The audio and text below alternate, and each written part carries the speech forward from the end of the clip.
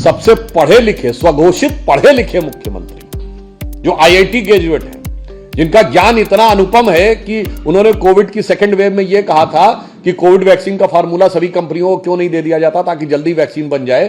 उनको लग रहा है जैसे चूरन का फार्मूला था दे दिया जाए। लहजे में बदजुबानी, चेहरे पे नकाब लिए फिरते हैं, जिनके खुद के बही खाते बेहिसाब बिगड़े हैं, वही हमसे सारा हिसाब लिए फिरते हैं। कुछ लोग ऐसे होते हैं जिनको हर चीज में सिर्फ निगेटिव देखने की आदत होती है। अब चूंकि अब बजट का विषय है तो बिल्कुल तथ्यात्मक आधार पर कहता हूं, दिल्ली में नई राजनीति के स्वघोषित अलंबरदार, भारत की राजनीति में सबसे बड़े दागदार और स्वघोषित कट्टर ईमानदार आम आदमी पार्टी के संयोजक केजरीवाल जी आज आप लोगों को यह बता रहे हैं कि इतने हजार रुपए की छूट, इतने हजार रुपए की छूट, इतने हजार रुपए की छूट। मेरा मानना है जिनके अंदर कार्य करने की क्षमता होती है ना, वो बताते नहीं है, करके दिखाते हैं। जैसे मोदी जी के नेतृत्व में हमने करके दिखाया है। हम मध्य प्रदेश में लाडली लक्ष्मी योजना तब से चला रहे हैं जब हमारी सरकार नहीं थी।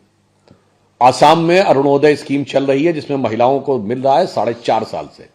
महाराष्ट्र में हमें देना था तो हमने चुनाव की आचार संहिता से पहले 3 किस्त दे दी थी।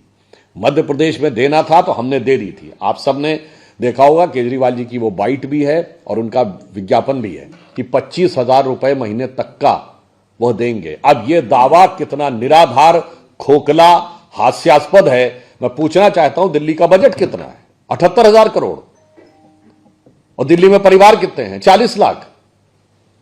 मैं सबसे पढ़े लिखे, स्वघोषित पढ़े लिखे मुख्यमंत्री जो आईआईटी ग्रेजुएट हैं, जिनका ज्ञान इतना अनुपम है कि उन्होंने कोविड की सेकेंड वेव में यह कहा था कि कोविड वैक्सीन का फार्मूला सभी कंपनियों को क्यों नहीं दे दिया जाता ताकि जल्दी वैक्सीन बन जाए, जबकि पता होना चाहिए पैरासिटामोल जैसी भी जो टैबलेट है वो अमेरिका उस समय हमसे ले रहा था। हर फार्मास्यूटिकल ड्रग को बनाने का एक पर्टिकुलर रॉ मटेरियल होता है, पर्टिकुलर पैटर्न होता है, पर्टिकुलर फैसिलिटीज होती, पर्टिकुलर पेटेंट होता है।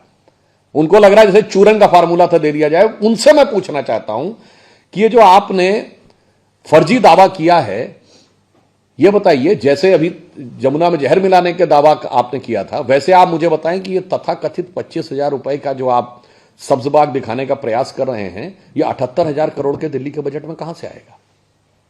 कृपया वो इसके आंकड़े बता दें। इसलिए दिल्ली की जनता उनका हिसाब किताब भली भांति समझ चुकी है। और एक तरफ प्रधानमंत्री श्री नरेंद्र मोदी जी के नेतृत्व में भारतीय जनता पार्टी और एनडीए की सरकार है, जो राजनीति में जो कहा वो करके दिखाया।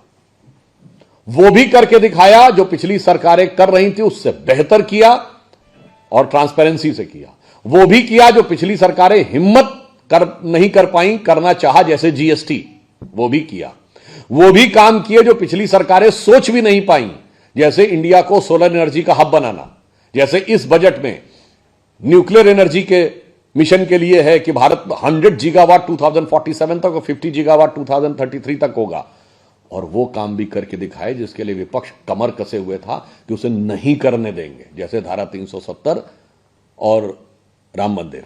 इसलिए हम राजनीति में विश्वसनीयता की, प्रामाणिकता के प्रतीक हैं मोदी जी के नेतृत्व में। और दूसरी तरफ उनका हिसाब किताब यह है कि सिर्फ आकर अनर्गल आरोप लगाना, अभद्र भाषा का प्रयोग करना, कार्य कुछ नहीं करना।